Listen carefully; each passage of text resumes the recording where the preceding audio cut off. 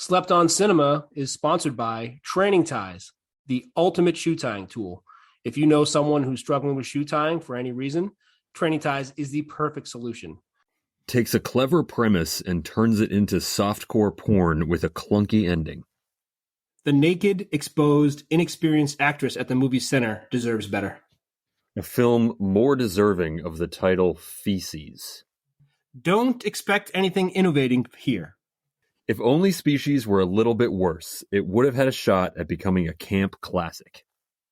Species offers a few cheap thrills for teenage boys who are too young to see it, but will get in anyway. Sillier than it is frightening. The best that can be said about Species is that the soundtrack composed by Christopher Young is okay. Starts out great, but the initial intelligence and suspense gives way to every possible horror movie cliche imaginable.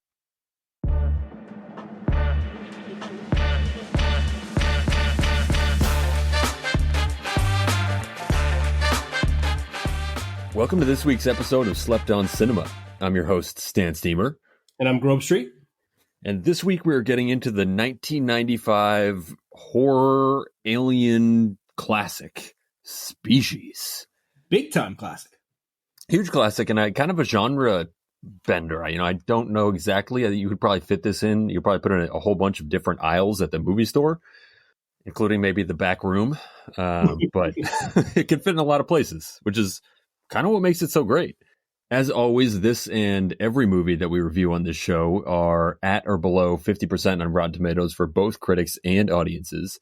And we structure the podcast so that the first half is spoiler-free, talk about some things to look for in the film, take a break, go watch the film, come back, and talk about what we just saw. Let's get right to the rotten premise. When government scientist Xavier Fitch intercepts a space transmission containing the genetic sequence for an alien life form, he uses it to produce Syl, a gorgeous alien humanoid hybrid. As Fitch's team grows concerned at her rapid rate of growth, Syl wrecks the laboratory and begins a violent quest for a suitable male human to impregnate her. The U.S. government dispatches top assassin Preston Lennox and a team of experts to stop her. Critics, 42%. Audience, lower at 31%. Another crazy one that doesn't make any sense to me about critics and audience. I don't get it. There's a lot of fan service done in this movie, so it is strange that the audience did not enjoy that. Yeah. Another one that is just bizarre. I would have thought this one, like I get as usual, I get the critics on this one, but watching this again, I would have, if you'd asked me what I thought the reviews were, I would have thought that it would have been audience in the 70s or 80s. Yeah, I agree.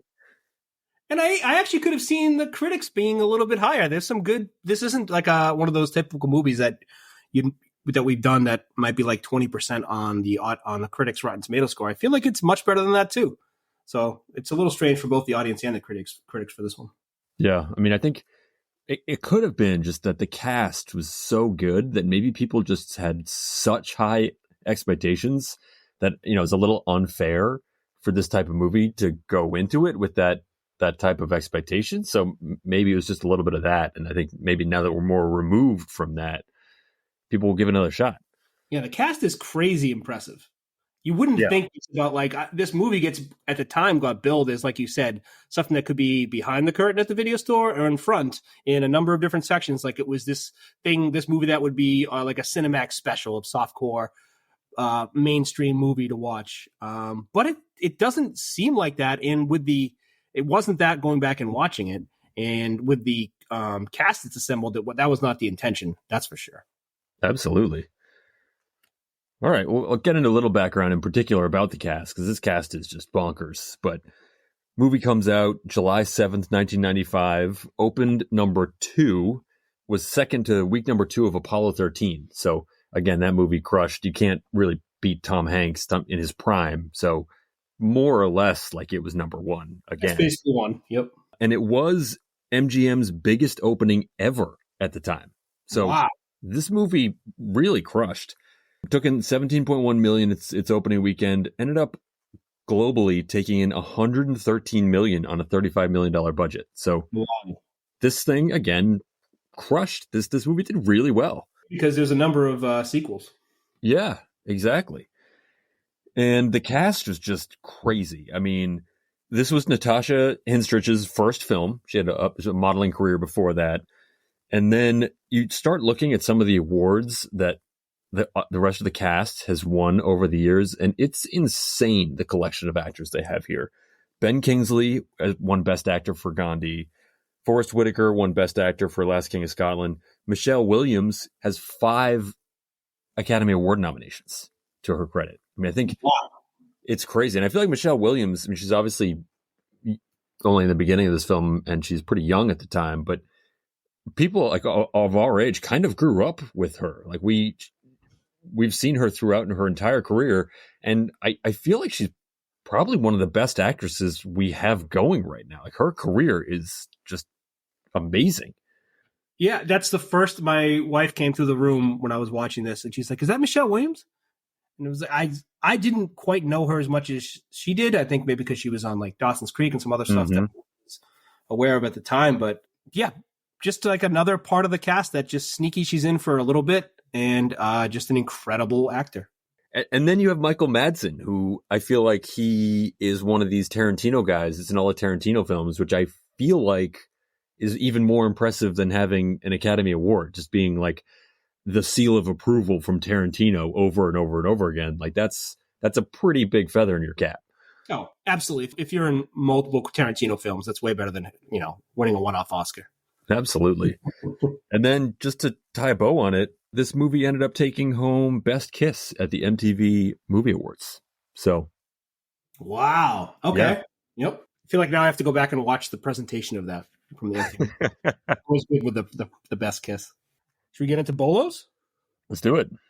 Now, you said you have a good amount of this one. I struggled a little bit, but let's see how many we get out. My bolo is my first bolo, one of my favorites, opening text. I know not one of yours, but it's short, so don't worry. It is short, although it's also short by comparison to the length of the credits. This is another movie with a very, very long credit musical sequence to start the film. So it gives you some time to settle into your chair. I guess at first you got to read the text and then you have some time to settle in. It's so funny. Like, I know this is bolus, is really quick, but I just find it so funny. We've done a couple of these movies now where like the director is introduced multiple times during the beginning credits. And so is like the producer and some certain actors are just like, and here they are again, as if you didn't know from a minute ago when they were just on the screen and their name was on the screen. Also, I guess bolo on this one, which I hadn't seen before, is the stars explicitly appearing in alphabetical order. Very funny choice. I don't know if we get to that later or not, but it will come up again. Bolo, yeah. Bolo slow-mo. It just has a nice ring to it. I'm going to say bolo some ineffective hazmat suits. Very. Bolo, you could say ineffective slippers, but they were very impressive. I'll say bolo impressive running in slippers. Nice. It's a great bolo. I'm going to go with Bolo Your Luggage. Our, I think, second movie where with a bolo of your luggage. Bolo, a credit card machine. I don't know when the last time I saw one of those was, but it brought me back. Yeah. Yep. I will say Bolo slime. A lot of slime in this film.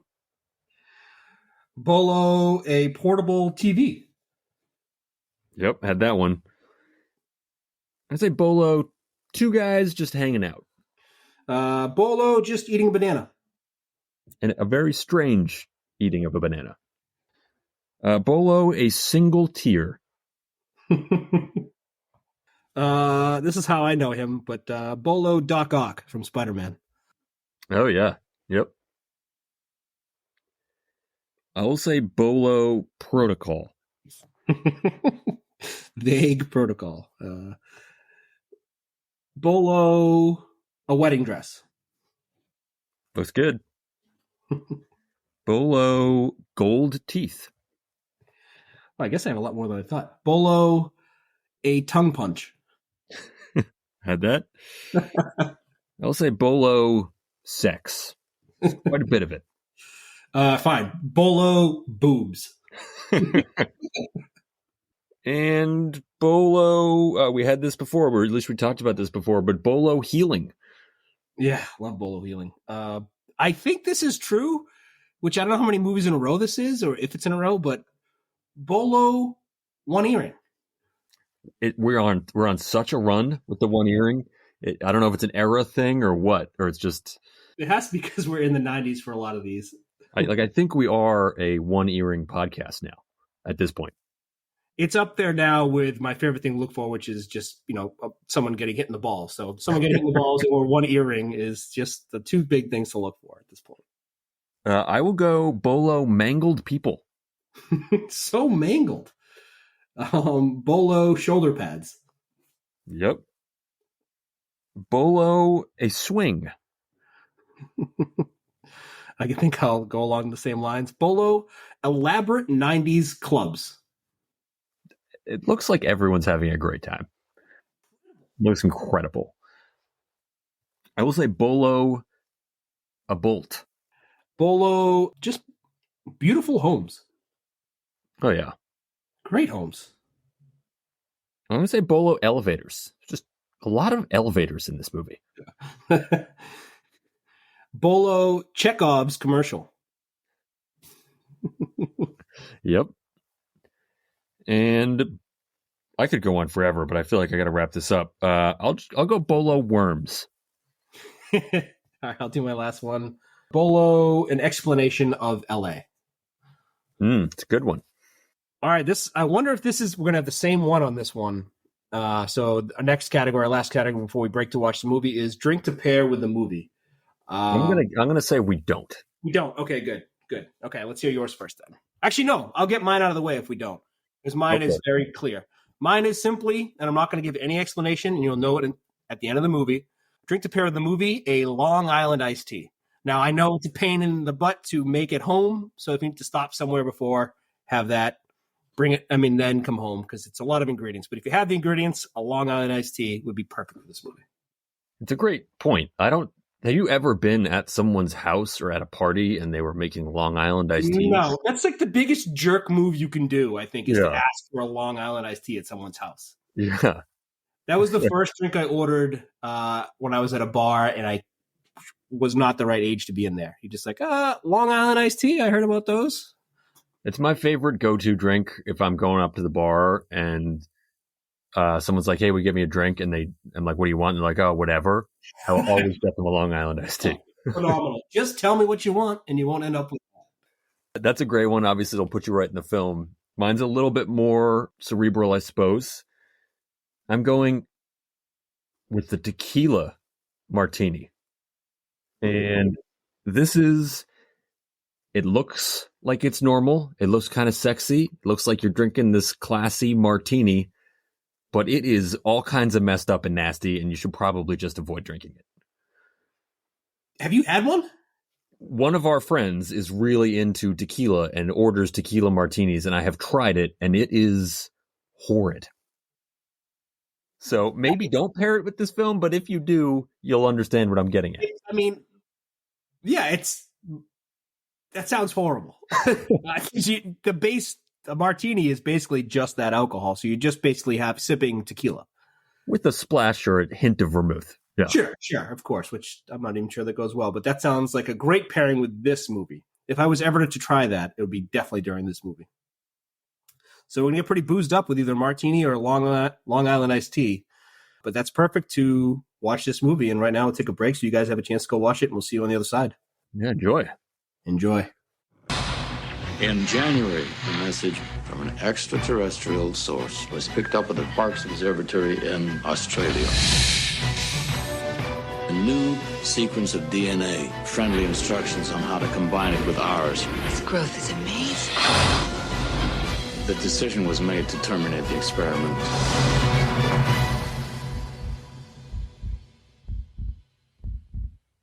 He's breaking out! She escaped. We have a serious emergency on our hands. I want a team to track her. Hunt her down. You created a monster, now you want us to kill it. We decided to make it female so that it would be more docile and controllable. More docile and controllable, huh? I guess you guys don't get out much. She wants to have a baby. She'll kill anyone that gets in her way. Oh, God.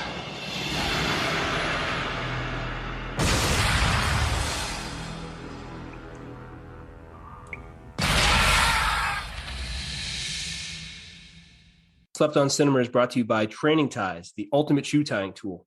If you know anyone who's struggling with shoe tying, Training Ties is the perfect solution. Or if you know anyone who just doesn't like tying their shoes, Training Ties keeps shoes tied all day long. Say no to Velcro and yes to independence with Training Ties. Welcome back. Wow. That was awesome. So much better than I remembered it and having it been talked about when we were younger. I agree. And I watched it a couple of times to get ready for this podcast. And I thought that every time I watched it, it was one of those films that got better and better and better. Yeah. Same thing here. Like I think you said this when we were texting before, but it was like one of these movies where the second watch is even better than the first. It's just I guarantee, and I watched it a little bit fast on the third time, and that was even good. So like this movie does get increasingly better, and it's funny how that works. Yeah. I couldn't even put my finger on what it was about it that made it work better on repeated viewings. It wasn't like I was noticing more. I don't think I just liked it better every time. I don't know what it was. It is funny how this movie does get put into the back in the day, it was like a certain person was like, oh, they're watching Species. And you're like, oh, I know why you're watching that. But I don't know, times are different now where it's almost like, yeah, whatever. There's boobs and whatever. But that's not like the main reason people are watching this movie. It's a good movie. Right. Probably that now there's so much more. It's so much easier to get any kind of illicit material. Like you're not going to be watching Species for that. You have any number of other options at your fingertips. So back-to-back Showgirls and Species VHS night. Yeah. This movie was really, really good. And it is funny. Like I really enjoyed I thought it was hilarious in the beginning. And you mentioned it, the alphabetical listing of the credits. Yeah. And I have a theory as to why. My thought is that when you have stars like that, when you have this sort of like ensemble movie with all these stars, I was thinking there's always sort of jostling over who gets top billing. So this just wipes that out. It wipes it out, but it also makes it land on the one you want to have top billing. It's Ben Kingsley comes up first. Right. Yep. When you're like, when you watch this movie, this is not a Ben Kingsley movie. So it's Natasha Henstridge. It's her movie, but she's unknown, so she gets also like in introducing at the end, but it doesn't carry the poster in the box cover. Ben Kingsley carries that. Right. I didn't really recall seeing that before. I'm sure I have, but I couldn't pinpoint a movie where that was also laid out like that. I do like the strategy of the opening credits. It's good. All right, you got first pick. I got a lot of things to choose from here, and I think I'm just going to go. I know we talked about the cast a lot, but I'm just going with the idea of putting a cast like this in a B movie. I just love that idea. Like this is a kind of pulpy, kind of lurid, a bit out there story. And someone said, hey, let's do this, but let's not do it on a low budget. Let's put some money into it. Let's get some real actors who can really fill up the screen, and let's go for it. And they did, and it's awesome. Yeah, this is like what the playbook horror movies eventually took. It used to be just like screaming co-eds, and then they're like, let's put really good actors in this low-budget horror movie. And what do you know? The horror movie's incredibly good. Just like this is kind of a horror movie. We're going to put great actors in this sort of, like you said, like B movie, and it's not anymore. Once you have these people saying these lines, it's not a B movie anymore. Absolutely. I mean, it's like, as folks, I'm sure of the as fans of the podcast probably are as well. I love B movies. Like these movies are so fun to watch. And when you have people in them that are also amazing stars, it's just a no brainer. Like they should just keep making this type of film. I absolutely agree. I remember like horror movies, Conjuring or Sinister, where they just have just really good actors in there and a very low budget. And just like this, it just like completely takes the movie to, it doesn't like, we both love B movies. I'll watch anything that's on the Sci-Fi Network or anything else, but this isn't that. And it easily could have been. Absolutely. So that's my first pick. I love that idea. I think they should get back on that bandwagon. Yeah, that's a great choice. I'm gonna go with some obvious picks, as long as the slow hanging fruit is still there. So I'm gonna go Natasha Henstridge. I like to ask the question, like, what would this movie be without this person in it? And this movie is all geared around, I think, people just being in awe of her and being like, let's just put her in a movie and we'll build it around her. It's almost like, what was that one you said, for Lake Placid? They had like the spec of the gator and they're like, yes, fine, let's build a movie around this. I have an idea how to build this. We have the gator. Now we have a movie. It's like, oh, we got the alien, super hot, can't even be real species. And now we'll just build a movie around that. And that's what this movie sort of felt like. Yeah, I mean, she was absolutely perfect for this role. I mean, Yeah. obviously, just visually, she's a stunning woman, and that's a core feature of the film. And on top of that, she just does a really good job playing this character. And I don't know if it was, I don't know, I feel like maybe she was helped by the fact that this was her first movie and she was sort of learning acting, and she's playing some creature that's learning to be a human. I feel like the fact that it was her first film played to her advantage in that respect, because you could kind of feel her coming alive as the film progressed in a way that makes a lot of sense with that character. Yeah, that's perfect. It's like a first-time actor having to take a role to play someone who's a nervous actor. You're like, all right, well, they're doing it pretty well, because it seems like truth is coming through.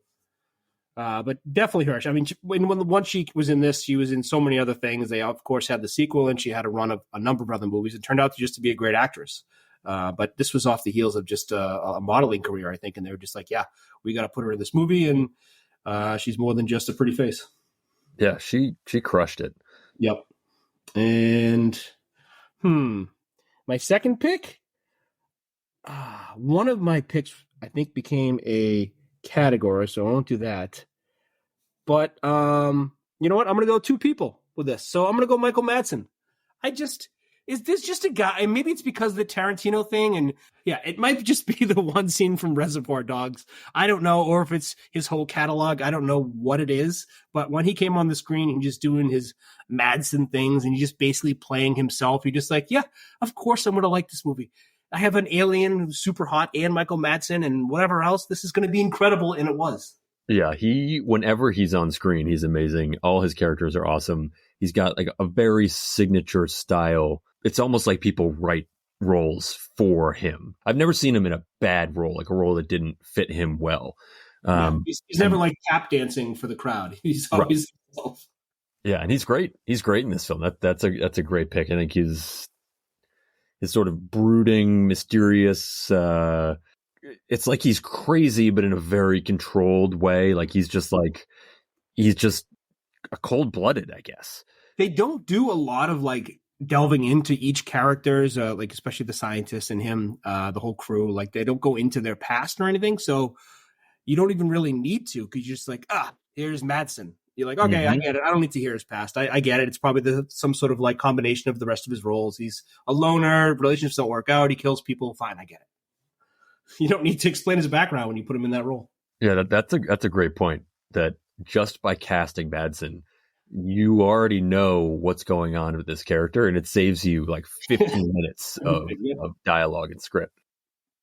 For my second pick, I'm going to take the opening scene, and you know I love good opening scenes, and this has got to go in our top 5 openings. Man, I know we've done 2 De Palma movies, and both of those opening scenes that's probably number 1 and 2, but this is up there. I love Lawnmower Man's up there too. Don't forget about the monkey heist. Oh yes, Lawnmower Man. Oh, and Universal Soldier too. That was also fantastic. Okay. But there's probably about 10 of opening scenes in our top 5, if I had to guess. Yeah, that's fair. But this one, it's shot interestingly. You see this young, innocent girl in this mysterious glass cage. You don't know what's going on. All of a sudden, the scientists roll in these canisters labeled cyanide, and you're just like, oh my God, they're going to murder this poor, innocent girl. What's going on? The lack of dialogue, the strangeness of the whole thing, it really just pulls you right into the film. And then everything goes off the rails. Yep. And it's so perfect opening for this movie. They could not have done anything better in that opening. There's almost no dialogue in that opening, and I don't need any. You get the whole point from that original scene. There's like a mouth, I'm sorry, and yeah, like you said, I feel like cyanide was the mainframe of poisons. Oh yes, for sure. If there's one poison in the 90s, it is cyanide. Everyone knows what cyanide does to you. Yeah, it's perfect. It's almost like Madsen. Like, you don't need to explain anything. You just put that little cyanide there. Boom, I get it. That's a good one.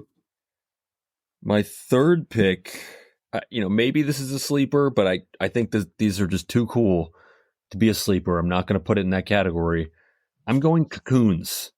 I think Cocoons, like, kind of blow my mind. Like, you have this thing, like a caterpillar crawls into a cocoon and then comes out a butterfly, or here this child crawls into a cocoon, comes out a fully grown human alien. There's nothing cooler than the concept of a cocoon. So love that. And you also get a fancier name if you want to be fancy about it and call it a chrysalis. So yeah, that was great for the audience. You didn't have much time. You didn't feel stupid for too long. It's like chrysalis. You're like, oh, what's that? Okay, cocoon. All right, I got it. There's just like cocoons still blow my mind. They blew my mind as a child. They blow my mind now. They're so cool. I'm kind of shocked there aren't more movies with cocoons. I mean, there's obviously the movie Cocoon, which is fantastic. Fantastic. They should be more of a staple. Like, I'm going to go as far as to say cocoon movies should be a genre of films.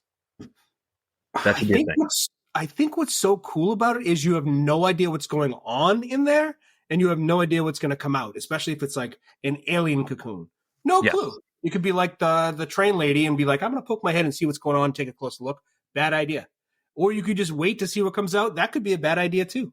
Right. No, it's because, since age like 4, we all know about caterpillars turning into butterflies, which is just batshit crazy. And that's real. So once you have that already, that seed is laid, you can literally do anything with a cocoon in a movie.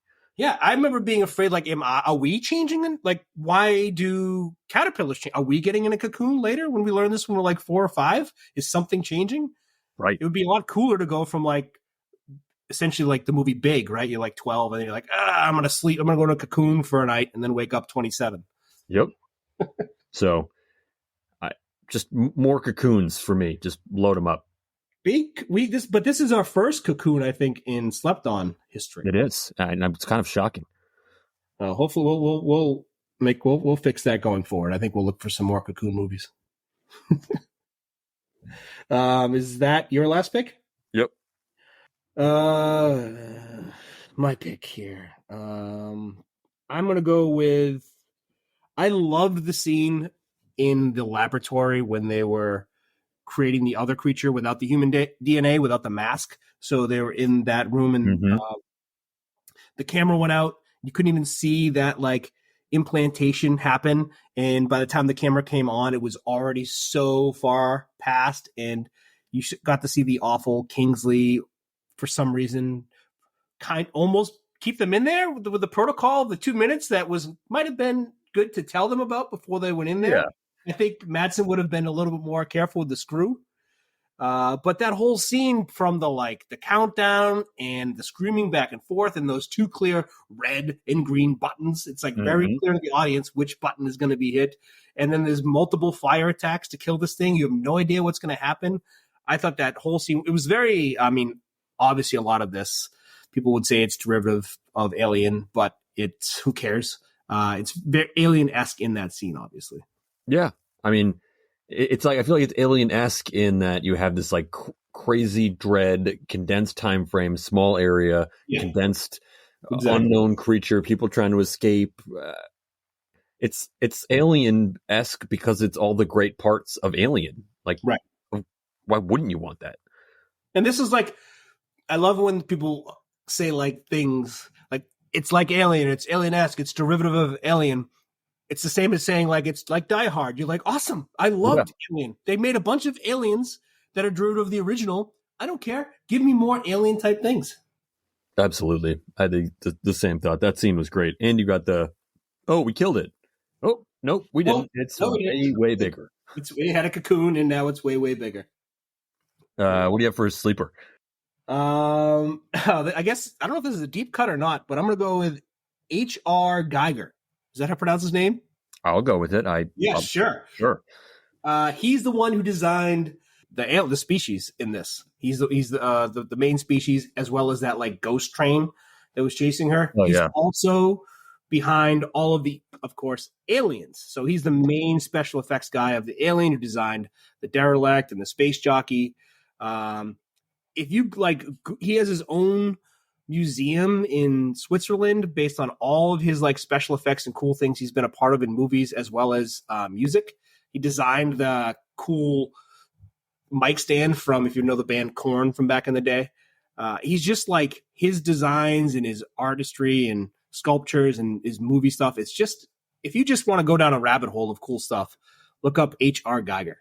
Yeah, I will co-sign that. I went down that rabbit hole as well. And it's just like all his stuff, all his drawings, the things he's created, they have a very distinctive look. This sort of, it's very alien-like. It's like clearly even his things that are made of metal or whatever it is, they're very alive, and it's just cool. And like, I don't know if you saw that he had sort of been involved in a handful of different bars to varying degrees. Like, I definitely would go check out the Geiger bar. Like, that sounds so cool.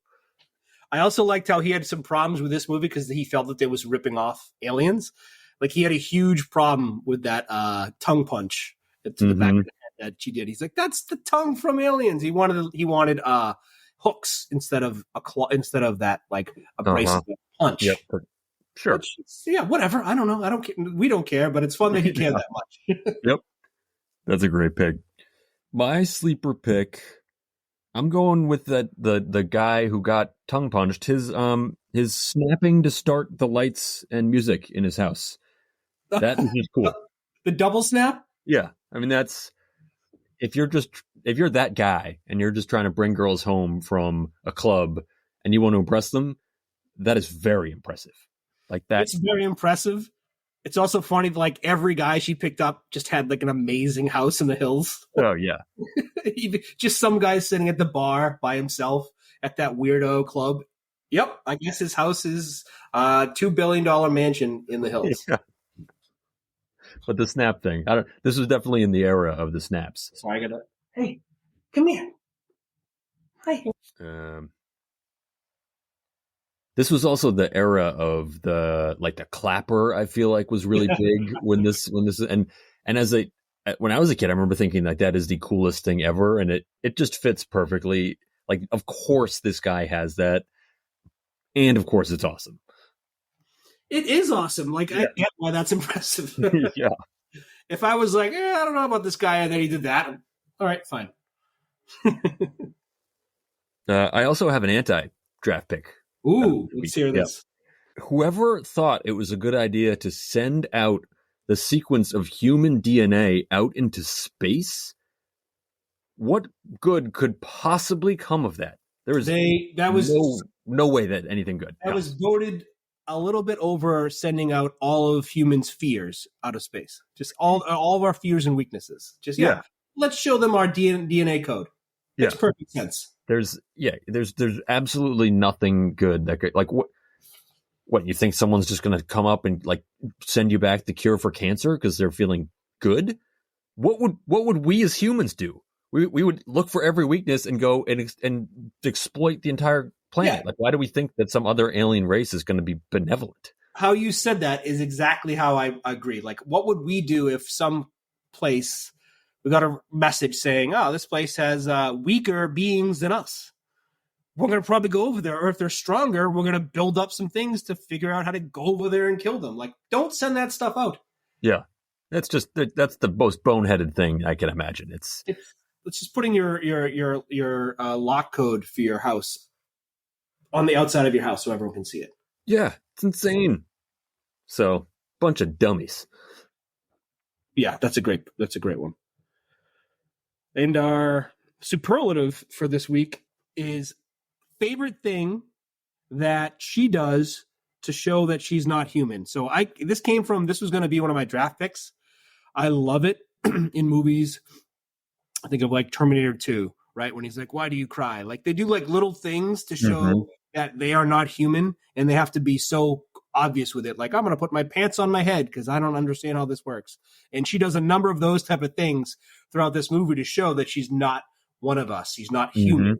And which one is our favorite? So I'll let you go first. There were so many to go with, but I just loved, and it's kind of a bit squeamish or squeam inducing. I'm not sure if that's even a word. Squeam. I think squeam inducing is now our thing. Yeah. Squeam inducing. But I'm going with when she cuts off her thumb with the squeaming shears. Yep. It's one of those things. It's almost hard to watch especially because it's one of those tools that everyone has used. So you know what that would feel like as the hand doing the squeezing. And it's just easy to imagine. So that's just so visceral. And then when you see the tentacle-y things come out and it grows right back as this perfect thumb, it's just awesome. Same graphics from Virtuosity. Yes. Have we all put like our thumb up to like scissors and just see what it feels like for a second? Just for a second. Just for a second. Just like, ooh, I don't want to do that. And then you just feel it. And then she does. What I didn't see coming was her doing that to the woman right afterwards. Oh, yeah. It made sense later on as to why she did, but that's a great one. Yeah. Just like, no one would ever cut off their thumb. That's, but I will. Mine is, my wife saw that scene, didn't bother her, but this scene did. It was when she ate the banana like so when she turns that banana sideways and eats it like corn and be like, I don't get how food on earth works. It had that awful crunch and then kept it in her mouth for when that train lady came in and she had to have that like no conversing conversation. And she's holding it in her mouth and then went back to the bite. I think that's my win. Yeah, that's a great one. It's a great little wrinkle. Like you could just I almost imagine the moment when whoever thought that up, that was making the movie, thought it up, and everyone's just like, yes. It's a brilliant idea. It's so easy. It costs nothing to throw in the film, but conveys so much with it. And again, also very relatable. Everyone's had a banana. No one's ever eaten it like that. That's hilarious how you said it, because when she took that bite, my wife wasn't really watching the movie. So she's like, what is she, an alien? I'm like, yes, that's the point of that move. That you could do that thing to be like, to show I am not of this earth. I'm not human. I'm not aware of anything that you guys do. I'm an oddball. Yes, I'm an alien. It's like that little thing showed that she was an alien. Yeah, that's a great pick. I thought honorable mentions, her continuous lack of grasp of math and money was pretty good. And for some reason, buying that $29.99 wedding dress was just something she felt like she had to do. Yep. But if you're looking for a baby, I guess that makes perfect sense. Yeah. I mean, there was also some more of the like physical things, the crazy kiss we talked about, her sort of sensing the guy's diabetes, like sensing things about people. That's obviously not human. That's a cool element or feature that they gave her too. I like that. It's a great superpower. All right, we got our newest category, the what would you throw on a bumper sticker category. I want you to go first on this one. So this one I struggled with a little bit. There wasn't a lot of that sort of powerhouse dialogue that really drove me to think of something for this, but I did really like that one Forrest Whitaker scene, which I think gets a lot of flack on the internet, where he just walks into the train car where things have obviously gone down and just says, something bad happened here. I just think that would be a great bumper sticker. Yeah, that's right up there with his ability to say, she walked. Yeah. She walked that way. That's a great one. Great choice. I'm not picking this one, but I could have docile and controllable. I thought that would be a good put on the back if you aren't. Just like a woman who's not one of those two things. And also, if you want to convey what you're looking for, I think it would be a great red flag for everyone out there, or if you think it's funny to have on your bumper sticker, don't go, I want a baby. For every man that you date, you pull up with that, don't go, I want a baby. Yeah, I mean, you'd really be putting all your cards on the table right there. Hey, you want a baby? All right, I'm in. Let's do this. All right. Once again, this was a blockbuster, but one change to be a blockbuster. I'll go first on this one. Probably the most impressive actor, I think, in this is Ben Kingsley. Mm-hmm. And I think he had the worst role. Like, I have no idea if the cliche thing. What is his motivation? Like, I don't really understand him in this movie. I know he's like a Dr. Frankenstein, I guess, but his lines were awful. He was always so like short with everyone, which I loved, actually. He was definitely very short with Dan and his like observations. He's like, oh, I get it. You don't even know which way to go. I'm done with you. But he was just kind of like, he never helped. They never really explained much about him. I didn't really know what he was doing, why he was doing what he was doing, all the protocols, where he was in this like hierarchy of scientists for the U.S. government. Like, none of it I understood. And then he had also just kind of like a anticlimactic death. So I just feel like I don't think his dialogue was the best. So maybe I don't want to get rid of Ben Kingsley from the movie. I just want to give him maybe some better lines. Mm-hmm. Yeah, that it was tough because it was sort of bouncing back and forth with him being this sort of genius, but then kept making really boneheaded choices. So it's like, did this guy just sort of fail upwards because he's in charge, but he also seems to not really know what's going on a lot of the time. Yeah, he doesn't do anything helpful at all when they're looking for her. He just one time knew like, there were trains coming by. Let's check this train schedule. Yeah. That's about all he did. Mm-hmm. But also still, I feel like I didn't find it unbelievable. Like I sort of, he did seem smart and dumb. And I feel like that happens a lot. Yeah. No, you're absolutely right. It's a Ben Kingsley role. I just wanted like more. I wanted a little bit more.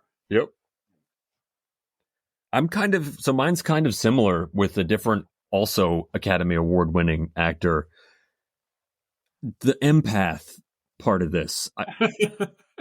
I had the hardest time buying into that. And I think if you're looking to make this as a blockbuster, I think his character was the one. We some of the quotes or some of the reviews were talking about, almost being campy. I think his character was the one that pushes the movie farthest into that campiness territory that some people are just uncomfortable with. And I also sort of think that for most mainstream movie watchers, you can kind of have an alien movie or you can have like supernatural things, but a lot of people can't really handle both in one film. And I think that's what his character adds to this, is that a bit of that sort of supernatural Stephen King-ish element to it. And I think that was just that combination made it hard for some people to get behind. Yeah, I think maybe you work him into the movies. I don't want to, just like you don't want to lose Kingsley, I don't want to lose Forrest Whitaker, but maybe let's put him in another role somewhere else in the film. Yeah, he doesn't have to be an empath. And it's so funny, like now it's such like a thing on TikTok where everyone is like, I'm an empath too. And it's like, no, but he's saying he has like an extra ability that he's not just like feels a little bit more. He's different. And right. He can tell when people are coming to the door and who they're there for and stuff like that. But I did feel like it got watered down as the movie went along. It started with the impressive someone's at your door that isn't even knocking yet. And then it went to like, I joked before, like she walked that way or something awful happened here. He just became like Captain Obvious. And even when he was outside of the house and he was the last one out there and she was the species character, she's like looking through something at him. He still went in the house. He didn't even sense her presence. It's like, what do you actually do here? Yeah. She didn't like being alone. Okay, nice. All right, spin-offs. Spin-offs. You want to go first? There were quite a number of spin-offs. I haven't seen any of them. Me neither. All right, first or second? I'll go. I feel like mine's not totally developed. And there were I thought I could have gone a number of directions with this. I think there were so many characters that we didn't get a whole lot of the background that you could go prequels in all sorts of directions. But I want to go the prequel from the aliens' perspective. I want to know what's going on with them. I want to know how they reacted to getting our DNA, how they decided to come up with this brilliant plan of sending us something really helpful to trick us, and then also sending this instructions that will almost assuredly wipe out the human race. And it also made me think that I couldn't really think of a movie where it was just an alien movie and there were no humans. So I want this movie to be just aliens, no humans. It's going to be a foreign language film because there's no English, so it's all going to be subtitles with aliens speaking, which some people might have a hard time with, but that's just what we're going to have to do. But I don't think I've never seen that before, and I want it to be a thing. Wow, I just started right when you said that, my mind started racing. Like, what is that alien movie where it's just aliens and there's nothing, and like you said, it would have to be a foreign language film. Yes, it's going to be beeps and zerps, and then, which is great because I always have subtitles on, so who cares? That would be an amazing. I feel like it would be expensive or goofy. Like if you wanted to keep the B-roll, it's a bunch of costumes, but otherwise, you could go in any direction to make this happen. The prequel with it, and they're all in the control room being like, "Let's send them the virus," and then someone's like, "No, wait." Let's send them the good help first. Let's send them this little thing that we found out about like 3 millenniums ago. Send them that. Then we'll send that afterwards so that they are tricked. Like, and they're just like high-fiving tentacles all over the place after that. That was so smart. Yeah. That's incredible. Mine is more on this earth, unfortunately. My spin-off idea is at the end, from what I read, I didn't see any of the sequels. They never had, at the end, the rat ate her like tongue tissue or whatever tongue tissue thing that came out, and then absorbed the ability, became mutated, whatever. But in the sequels, they never expanded off of that with the rats, whatever. So this does. And that rat has become a huge factor in the intention. It got to a species, or maybe it wasn't humans finally, but it was the rats that infected all the other rodents in the city, and then grew and grew and grew. So there's a whole species of hybrid rat, human, and whatever the other thing is that now is trying to take over the earth. But our last hope as society is, if you remember, when Kingsley was keeping those two in that lab. Oh, yeah. He was afraid to let them out, which seems silly because it was contained. Or was it? Because it got out and some of its little spores got out there. So when they ended up eventually having sex, they created their own hybrid baby, which then goes on to have the powers. It's almost like Blade. It is a human, but it has all the powers of the other side. And that baby of theirs, which grows up in, go cut to the next one. By the time 2 weeks later, it's already 20 years old. One of those same two actors in it. Their baby eventually has to fight the hybrid rat species and all of that, and they go head to head. But I like the idea of they were in that room together and he was so afraid, but why? And then they had sex, which was a big thing, and she got impregnated, and now we're off on another timeline. I'm in. I mean, you had me at the rat human alien hybrid. I want to see an army of rat human alien hybrids like in LA doing all this crazy shit. That sounds awesome. I want to see it on screen. Yeah, the rats take over LA. That's great.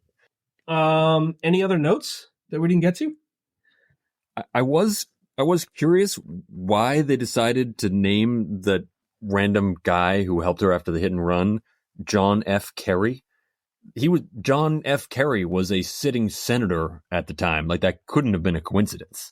He might have had some odd political agendas nobody cared about. Yeah, it felt a little strange. I also, no one really remarks on it, but they were very, very close to just wiping out the entire human race. Yeah. And no one knew. I mean, they were obviously trying to keep it under wraps, but you kind of wonder, how often does that happen that we just don't know about? Well, I hope they aren't sending all of our weaknesses into space all the time so that everyone can just look at that and send whatever creatures they want to go kill us. Someone's probably done it. They're firing rockets into space now, like every 5 minutes. It's like no big deal anymore. So I'm sure someone's done it. This jerks. Do you know this director Roger Donaldson also directed another movie of ours? I saw that. Yeah, this is our second Donaldson film. Second Donaldson film, the first being Dante's Peak. Yeah, which was immediately after this film. Right after. Yep. Yeah. Which I think he knows what we're looking for if we got back-to-backs on here. Yep. And that's pretty much, I just have my last note is, why is Ben Kingsley so short with everyone? That's about it, but we already went over that. Yep. All right. What do we got next?